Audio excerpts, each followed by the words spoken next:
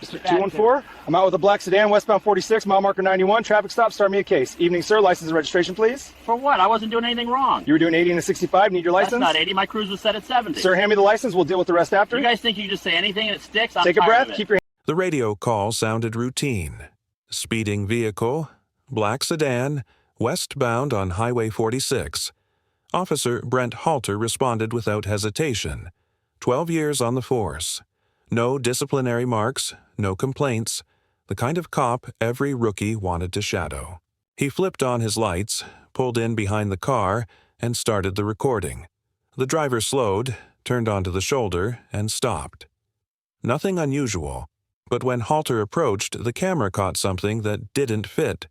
The driver's hands were shaking, not with fear, but restraint. Words exchanged. A minor offense turned into an argument about authority, rights, and rules. 12 minutes later, the stop ended. No one was hurt. No one resisted. But when the footage reached internal affairs, his badge didn't survive the review. The camera saw something no one else did. The air was thick with heat as the highway shimmered under the late afternoon sun. Officer Brent Halter wiped sweat from his forehead as he steered his cruiser down the stretch of asphalt that cut through the edge of town. It was 4:27 p.m. He'd been on shift since noon. Traffic had been light and his dashboard radar had barely moved all day. He welcomed the quiet. 12 years in uniform had taught him to appreciate slow days. Quiet meant safety. Quiet meant no paperwork. Quiet meant he'd get home on time. Then the radar beeped. A black sedan appeared in the distance, moving faster than the rest. The reading jumped. 79 in a 65. Brent reached for the switch. The blue lights flickered on. The siren gave one short whoop before he silenced it. He preferred not to startle drivers unless he had to. The sedan slowed, pulling onto the shoulder in a controlled stop. Routine. That was his first thought. He adjusted his vest, clipped his bodycam to its mount, and opened the door. Gravel crunched beneath his boots as he stepped out. The hum of passing cars faded.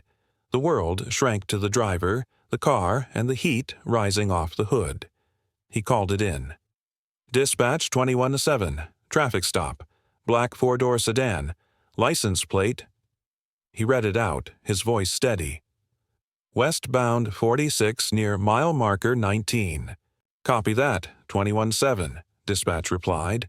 Brent approached the car slowly, eyes scanning the mirrors, checking for movement. The driver's hands were on the wheel. A good sign, no sudden gestures, no talking. He stopped 2 feet behind the driver's window, slightly to the rear. Standard officer safety. The window rolled down halfway. Afternoon, Brent said, keeping his tone firm but neutral. I'm Officer Halter with the Highway Patrol. The reason for the stop is your speed. 79 in a 65. D. Driver, a man in his mid-30s with dark hair and a clean shirt, nodded once. All right. Brent waited for the usual excuses.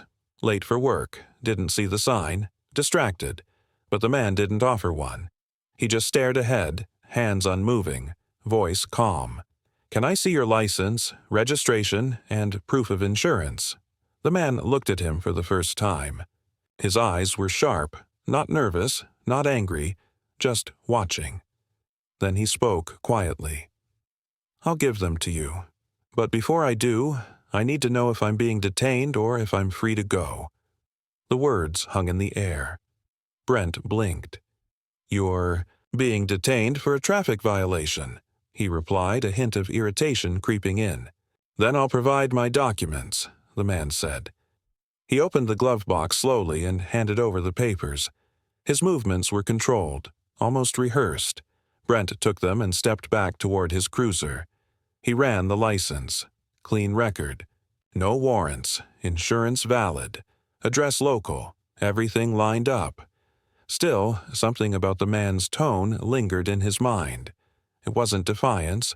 It was precision. Like he knew exactly what to say to stay within the law while making the officer question every move. When Brent returned, the man had his phone angled toward the window, recording. That's fine, Brent said. You have the right to record." "I know," the driver replied. Brent exhaled through his nose, resting one hand on his belt. "Where are you headed today?" "Home," the man said. "Coming from where?" "Work." "What line of work?" The man paused. "Legal research." That stopped Brent for a moment.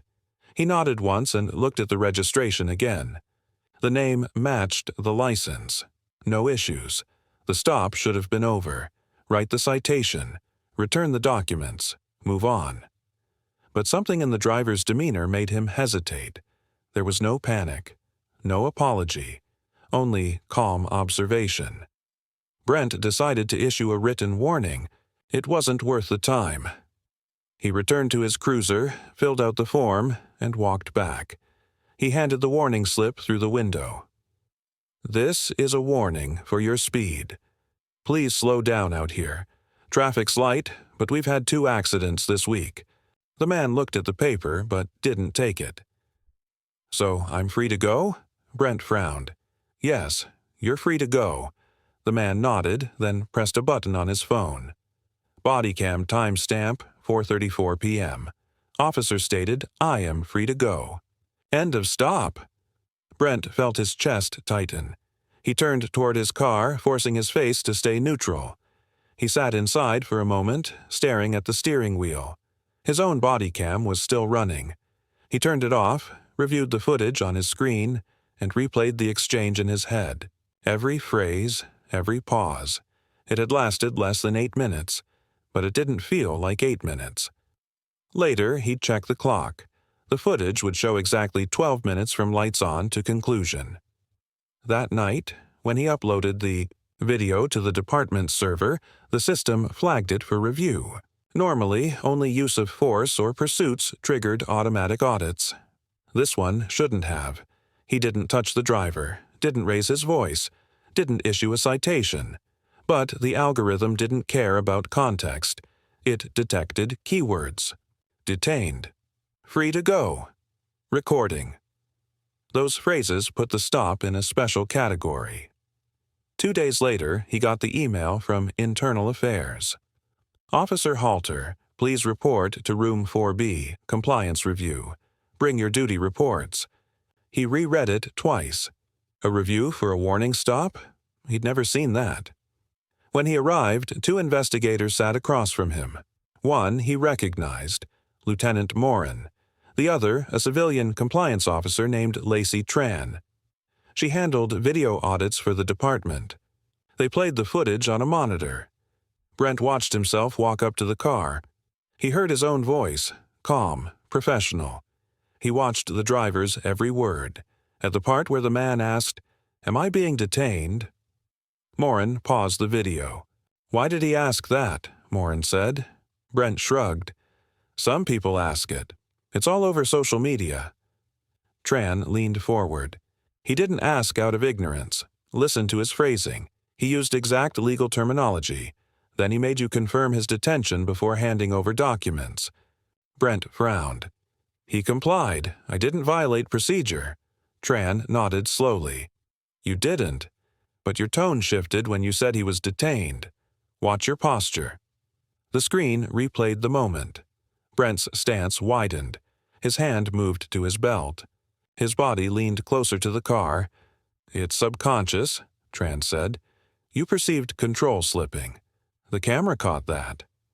Brent stared at the screen. 12 years, I've done hundreds of stops. Never had an issue." "Exactly," Morin said. "And that's why this stands out. The department's implementing new training. De-escalation based on perception of authority. You'll be part of the first review cycle." "So, what? Disciplinary?" "No," Morin said. "Retraining.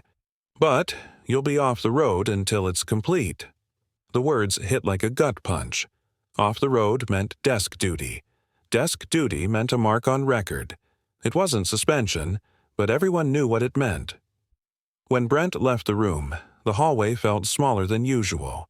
He walked past the framed commendations on the wall. His own name was on one. A DUI arrest from 6 years earlier. The plaque gleamed under the fluorescent light. He stopped, stared at it, and realized how fast 12 minutes could rewrite 12 years. That night, he replayed the footage again. He watched every frame, every blink, every word. The camera didn't lie, but it also didn't forgive. The man's face stayed calm through it all. At one point, he noticed something he hadn't caught before, a faint smile when he said, "I know." It wasn't arrogance, it was certainty. The next day, Brent searched the driver's name online. It wasn't difficult to find. The man ran a small blog on legal accountability, traffic stops, public records, rights during police encounters. He'd filmed dozens of officers. Most didn't end well, for them. And now, Brent realized, his video would be next on that channel. The title was already forming in his head. The video appeared online 48 hours later. No edits, no commentary, no voiceover, just raw bodycam footage, clipped to 12 minutes, timestamp visible. The title read, "The 12-minute stop that ended a 12-year career." Officer Brent Halter saw it first thing in the morning. He wasn't tagged, but the thumbnail was enough. His face, his badge, the reflection in the car window. He froze. The upload time was 2:12 a.m., less than a day after his internal review meeting. He hit play. The scene opened on his patrol car pulling over the black sedan. Audio clear, lighting good, every breath audible. The driver's calm tone contrasted sharply with Brent's steady authority. The comments section filled fast, thousands of users, dissecting every movement. He didn't know the law. Driver handled it perfectly. 12 years and no clue what detainment means. Brent scrolled through them, pulse rising, words blurred. He shut his laptop, but the screen burned into his mind. He'd followed procedure. He'd done nothing illegal, but none of that mattered now. Public judgment had already rendered its verdict. At 10:00 a.m., his captain called.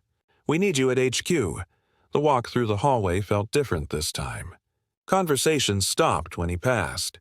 People nodded but didn't make eye contact. Rumors had spread faster than any memo could travel.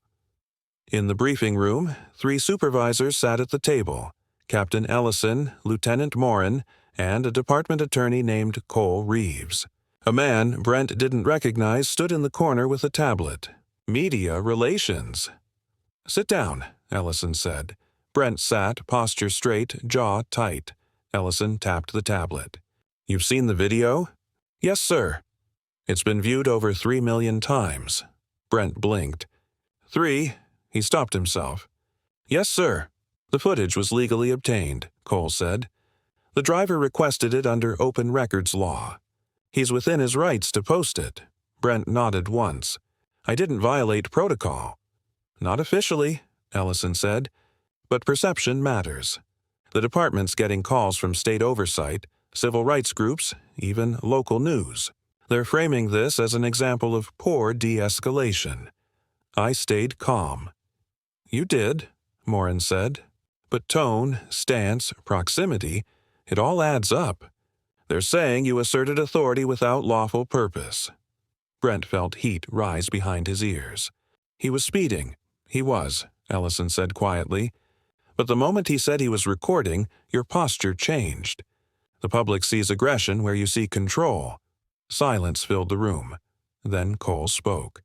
"We're assigning you to administrative leave pending further review." The words hit harder than expected. Not suspension, not termination, but one step closer. Brent signed the acknowledgement form, set his badge and weapon on the table, and left the room without speaking. Outside, the parking lot was full. Patrol cars lined up ready for the next shift. He walked past them, keys clenched in his hand. Every part of him wanted to explain, to argue, to remind them how many calls he'd handled without complaint. But explanations didn't matter once a video hit the internet. The court of public opinion was faster than any investigation. That evening, the department issued a statement. The officer in question is under administrative review following a traffic stop recorded on June 12. The department takes accountability seriously and continues to evaluate procedures related to public interactions. It didn't name him. It didn't have to. By morning, reporters were parked outside his house. 2 vans. One from a local affiliate, one from an online outlet that specialized in police footage breakdowns. Brent stayed inside. Curtains closed, phone off. His wife, Nora, paced the kitchen. "You said it was a warning," she said quietly. "It was." "Then why are they saying you detained him illegally?" He exhaled. "Because he said the word first." Nora leaned against the counter, arms crossed. "They're calling you dangerous online." He didn't respond. He stared at the muted television. The segment showed dashcam clips overlaid with captions like "Officer Overreach" and "12 years ends in 12 minutes." By the 3rd day, Internal Affairs called again. Another meeting. Another review. They wanted a full transcript of the stop, plus Brent's written account of his decision-making. He spent the night writing it out, word for word. The words looked sterile on paper. Driver complied. Officer maintained safe distance. No escalation. Warning issued. When he arrived the next morning, the same faces were in the room. But now, one new person sat in, Chief Morales. "Officer Halter," the chief began, voice calm but sharp. "We reviewed the video. You followed most procedures, but there's an optics problem. It's not about policy. It's about perception." Brent nodded. "Understood. You've been a good officer. No marks, no complaints. But this department operates on trust. The public saw hesitation. They saw intimidation. We can't undo that, so what happens now?" Morales looked to Cole. The attorney folded his hands. "We're recommending voluntary resignation. If you resign, the record shows honorable separation. No suspension, no firing. You'll keep benefits. If not, we proceed with formal review. That could end differently." The words dropped like a weight. Brent stared at the paper on the table. One signature to end a career built over 12 years. He looked up. "You're saying quit or be fired?" "No," Cole said softly. "We're saying quit before they fire you." The chief didn't speak. She didn't need to. Her silence was confirmation. Brent picked up the pen. His hand didn't shake. He signed, then stood. "I'll turn in my gear today." He walked out of headquarters without looking back. The badge felt heavier in his hand than it ever had on his chest. That night, the news broke again. Officer resigns following viral stop. The same clip replayed, overlaid with commentary from lawyers, activists, and former officers. Everyone had an opinion. No one had context. The driver who filmed the video uploaded another post the same night. His face filled the frame. Calm, composed, confident. "I didn't mean for him to lose his job," he said. "But accountability matters. Officers should know the law they enforce." The video hit 2 million views in 3 hours. In the comment section, someone asked if he'd ever contact the officer. The driver replied, "No, he made his choice." "The camera made mine." Brent watched it in silence. The glow of the screen reflected off his living room walls. 12 years erased by 12 minutes. He replayed the stop in his head again and again. Every time, the same ending. Then came the email. No sender name, no subject line. He clicked it. One sentence appeared. "You're not the first. You won't be the last." Attached was a link. Another video. Another stop. Another officer. Same driver. Same calm tone.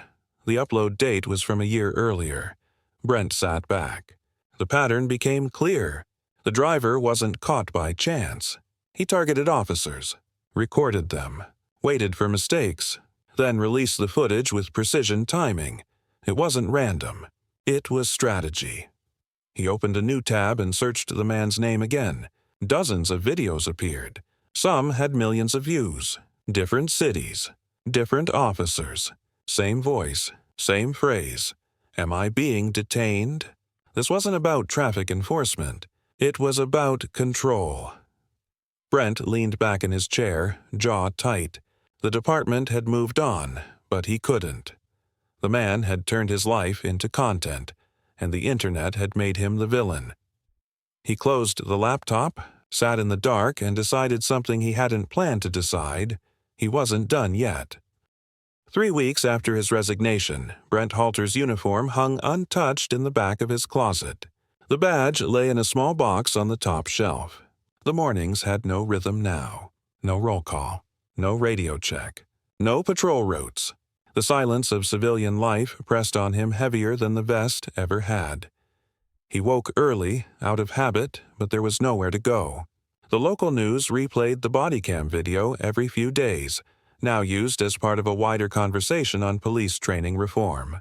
Commentators debated tone, posture, phrasing, things that to Brent had nothing to do with real work on the road. He switched the TV off and sat in the quiet. At 9 a.m., his phone buzzed. Unknown number. He almost ignored it, but answered on the fourth ring. "Officer Halter?" a woman's voice said. "Former officer," he corrected. "This is Karen Lewis. I'm a producer for a program called Law and Lens. We cover transparency in policing. We'd like to interview you about the stop that ended your career."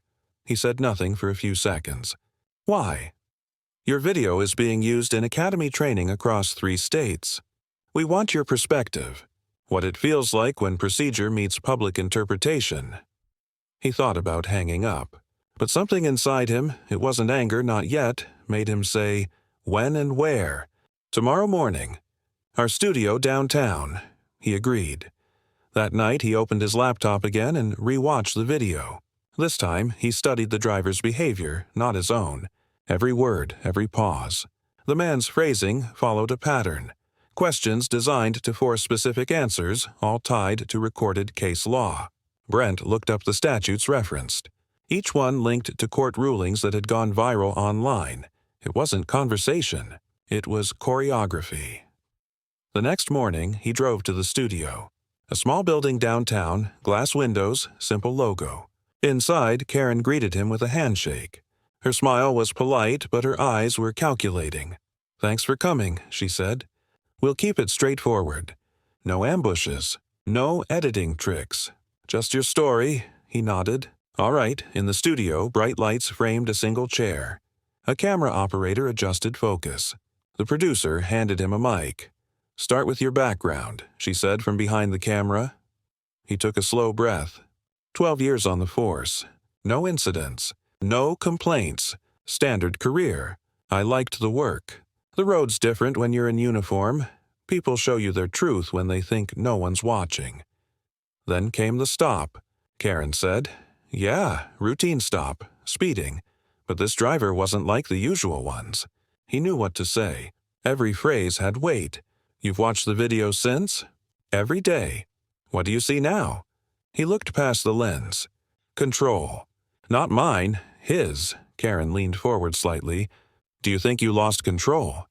"No, but I think he wanted me to think I did." The silence between them stretched. The lights hummed softly. She said, "There's a theory online, that he's part of an organized movement, a group that records officers to expose mistakes. Some call them auditors." Brent nodded once. "He's more than that. He studied every stop. He knows how to corner officers with their own training. He's weaponized it." Karen's expression didn't change, but her tone softened. "Do you regret anything?" Brent looked down. "I regret thinking the badge was protection. It's not. It's a spotlight." The interview ended after 40 minutes. She thanked him, said it would air in a few weeks. He left feeling lighter until he saw the black sedan parked across the street. Same make, same color, windows tinted. He slowed, watching for movement inside. None. He walked to his car, keeping it in sight through the mirror. The sedan didn't move. By the time he got home, it was gone. That night, his phone buzzed again. Unknown number. A text message this time. "You spoke well today." He froze. Another message followed. "You're right. It's choreography. No name. No number he recognized." He typed back, "Who is this?" No response. He deleted the thread, powered off his phone, and checked the locks on every door. The next day, the producer called. "The interview's airing next week." But something strange happened. Someone sent us footage, an extended version of your stop. Yours runs 12 minutes. This one runs 13. What's different? Brent asked. An extra minute before your lights came on. It shows the driver parked on the shoulder before you reached him. Brent's pulse quickened. He was already stopped. Yes, like he knew you'd be there. The producer paused. Do you want to come see it? He drove straight there. The footage started with the same timestamp, 4:22 p.m., but the angle was wrong. It wasn't from his cruiser. It was from another camera, low to the ground, angled toward the highway. The black sedan sat on the shoulder, lights off. A few seconds later, his patrol car entered frame from a distance. The driver pulled forward slowly, as if waiting for him. Brent's voice was quiet. He baited me. Karen nodded. Looks that way. He felt the weight of the revelation settle in. It wasn't random. The stop was planned, every second structured for the camera. That night, he started tracing the pattern. He found the man's name, Matthew Price, and his online network. A small group of auditors, all posting bodycam footage, all focused on police stops. Their motto, record everything. Control the narrative. He went deeper. Each video followed the same pattern. Similar phrasing. Identical tactics. Then he noticed something new. Each officer featured had one thing in common. They all resigned within months of the video release. Every single one. By the third day of digging, he had a list of 15 names, across 4 states, all former officers, all from departments that had signed contracts with the same video data company, the same one that handled Brent's footage. He opened his email archives, searching for the upload confirmation from his last shift. The system timestamp showed his footage had been accessed 20 minutes after upload by an IP address outside the department network. He called Internal Affairs. No one answered. He called the IT division. The voicemail said the office was closed for a security audit. Something was wrong. That night he went back to headquarters. The building was dark except for a few lights near the server room. He parked in the lot, walked to the side door, and used his old keycard. Surprisingly, it still worked. Inside, the hum of computers filled the air. He walked down the narrow hall past the lockers to the server hub. The monitor was on. A login prompt blinked. He entered his credentials. Access granted, he opened the logs. The same IP address appeared again. Same timestamp. Same file access.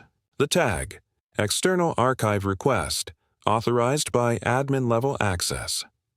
Someone inside the department had leaked the footage before the official release. Then he heard footsteps behind him. Evening. Halter, he turned. Lieutenant Morin stood in the doorway, hands in his pockets. What are you doing here? Brent asked. I could ask you the same thing. You leaked my footage. Morin smiled faintly. Not me, the chief. The department has an agreement with that video group. Transparency Initiative. We send flagged videos for public review before release. Brent stared at him. They destroyed my career. They didn't destroy anything. You signed the release form when you joined the pilot program. Brent shook his head slowly. I didn't know what it meant. You did, Morin said. You didn't read it. Brent took a step forward. They're not reviewers. They're activists. They're baiting officers. Call it what you want, Morin said. The public loves it. Every video makes the department look progressive. Brent's voice dropped. You're feeding them. Morin didn't deny it. The chief says it builds trust. And it's cheaper than lawsuits. Brent stood there for a long moment, staring at the glowing monitor. The whole thing, his career, his reputation, was a part of a system designed to trade accountability for approval. He turned off the monitor and walked out. Outside, the black sedan was parked across the street again. No headlights. No movement.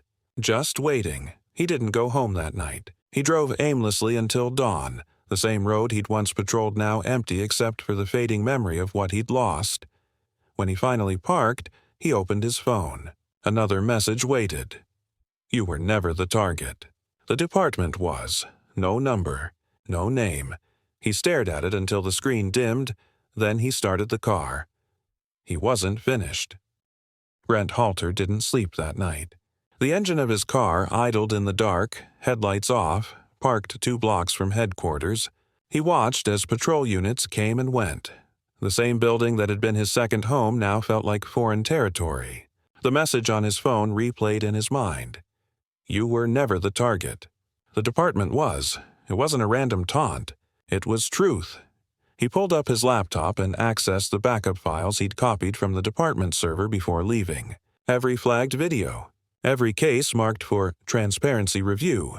The pattern was unmistakable. Each review aligned with high-engagement bodycam uploads online. Every clip had been released under the same digital watermark, hidden in the metadata, Civic View Partnerships. The department wasn't being exposed. It was cooperating. He checked the metadata again. The same IP address that accessed his footage had done so for every other officer on the list. Each time, right before the video hit the public feeds, it wasn't the activists leaking them. It was the department feeding them content. He gripped the steering wheel tight. 12 years of service traded for clicks. The badge had meant something once. Order, protection, accountability. But now, it was entertainment. The next morning, Brent drove to the home of one of the other former officers from his list, Sergeant Lena Briggs, dismissed 6 months before him. She lived on the edge of town, her patrol truck still parked in the driveway, stripped of decals but unmistakable. When she opened the door, her expression said she knew why he was there. I saw your video, she said. Didn't take long for them to chew you up, too. You were part of it, Brent replied. Lena nodded. They used my stop for training. Said it showed professional restraint under pressure. Then it hit the internet 2 weeks later. My restraint turned into mockery. They accessed your footage through the same system, Brent said. Same IP, same external tag. She stepped aside and let him in. The living room looked like she'd been expecting him. Files, old uniforms, a coffee pot running half empty. I've been tracking them too, she said. Civic View started as a public records nonprofit. Then they signed contracts with half the departments in the state. Transparency and trust building, they called it. Who runs it? Officially, a guy named Nolan Price, former media consultant. But the real push came from inside. Chiefs who wanted to show accountability before lawsuits forced it. Brent exhaled. And the auditors? They're working with them. Freelancers planted for viral content. They bait stops, get the footage, and Civic View monetizes the outrage. Brent stared at the floor. So that's it. We were never protecting the public. We were providing material. Lena gave a bitter laugh. Welcome to modern policing. He told her about the message, the one claiming the department was the real target. She frowned. Then someone's trying to expose Civic View from the inside. Maybe it's that driver, Brent said. Price? Could be. But if he wanted to expose them, why make you the villain? Collateral damage, Brent said flatly. Lena poured 2 coffees and sat across from him. You planning to do something about it? He didn't answer immediately. I'm going to find out who authorized the contract. And I'm going to show what they've been doing. She leaned back. That's dangerous. They control the footage, the narrative, the news cycle. Brent looked up at her. Then I'll give them a new story. That night, he broke into the one place he'd sworn he'd never enter again, the records division. The building was quiet after hours. His old access badge no longer worked, but Lena's did. She'd kept hers from a side contract with the city archives. They moved through the corridor, flashlights low, shoes silent against the tile. The server room door was locked with a new keypad. Brent connected a small bypass device, one he'd borrowed from a private investigator friend. The door clicked open. Inside, the hum of cooling fans filled the room. Brent pulled the drive labeled Transparency, Pilot, 2023-2025. He connected it to his laptop and copied everything. Logs, memos, payment, records. Then he found the document he didn't expect. Media Coordination Agreement, Public Liaison Division. The signature at the bottom belonged to Chief Morales. The terms were blunt, monthly payments from Civic View in exchange for selective bodycam access. Each viral upload generated visibility bonuses, for the department's media unit. It wasn't about reform. It was business. He copied the entire file and turned to Lena. "This is it." Before she could respond, footsteps echoed from the hallway. A flashlight beam cut through the doorway. "Who's in there?" Brent recognized the voice immediately. Lieutenant Morin. They ducked behind a server rack. Brent motioned for silence. Morin stepped inside, scanning the room. "He carried a sidearm," Brent whispered. "He knows." Lena nodded. Morin's light passed over the monitors, paused, then turned toward their corner. "Come out," he said. Brent stood slowly, hands visible. "We need to talk," Morin smirked. "You were told to walk away." "You sold us out," Brent said. "You and Morales. You're feeding Civic View our footage." Morin shook his head. "Feeding? No, managing. The world wants transparency. We're giving it to them. By ruining lives?" Morin stepped closer. "You think anyone cares about your life? You're a clip, Halter. A headline. You're worth more to the department on YouTube than you ever were in uniform." Lena moved forward. "You're going to jail for this." Morin's expression hardened. "You think the DA will touch it?" "Civic View funds their campaigns." Brent's pulse pounded. He reached into his jacket and pulled out a flash drive. "I have everything. Every document. Every payment." "Then you better run fast," Morin said. "Because when that gets out, they'll erase you before it spreads." He stepped aside, letting them pass. "Go ahead. Be heroes." Brent hesitated, then walked out. They didn't stop until they reached the parking lot. Brent started the car, adrenaline pushing him forward. Lena sat beside him, silent. "What now?" she asked. "We leak it first," Brent said. "Not to Civic View. To the independent networks. The ones that don't take ad money. They spent the night sending encrypted copies of the files to multiple outlets. Every document. Every contract. By dawn, the first headlines appeared. Exclusive, police department sold bodycam footage to private media group. Accountability for profit. Inside the Civic View scandal. By noon, it was everywhere. The same journalists who had condemned Brent now called for interviews. The same networks that played his footage looped his words again, but this time with context. Morales resigned by the end of the week. Morin disappeared. Civic View's website went dark. The state attorney announced an investigation into public contract fraud. Brent didn't celebrate. He didn't feel vindicated. He felt empty. When he drove back to his house, another car waited in the driveway, the black sedan. He stopped at the curb, watched as the door opened, and Matthew Price stepped out. Calm, composed. The same face from the video.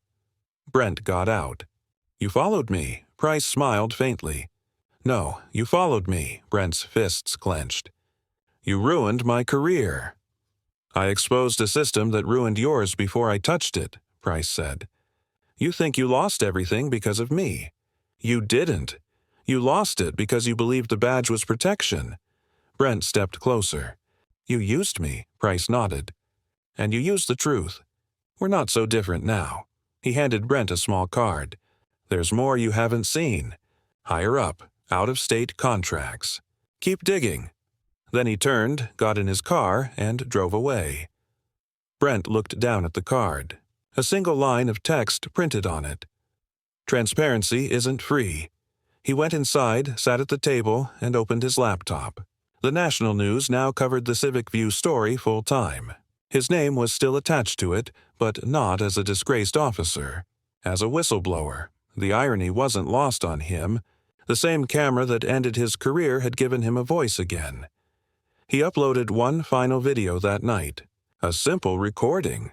His face in focus, tone steady. "I spent 12 years behind the badge believing it meant truth. It didn't. The camera did. But truth without honesty is manipulation. If you wear the badge, or record it, remember this. Transparency without integrity is theater. And theater ends the moment the audience stops watching." He ended the recording. When the video went live, the view count climbed fast. Reporters called. Podcasts invited him. Documentaries requested interviews. He didn't answer any of them. He'd said what needed saying. The truth was out, and for the first time in months he felt at peace. But peace didn't last. A week later, a new upload appeared online under a new channel name, Transparency Watch 2.0. The title read, "The Officer Who Fought Back." Thumbnail, Brent's face. The system had already reset. 12 minutes ended 12 years. But one decision exposed 12 departments. The line between accountability and exploitation is thinner than anyone admits. If you want to know how to read real body cam footage and spot manipulation before it spreads, download our free guide linked below. And remember, the truth might be recorded, but honesty has to be chosen.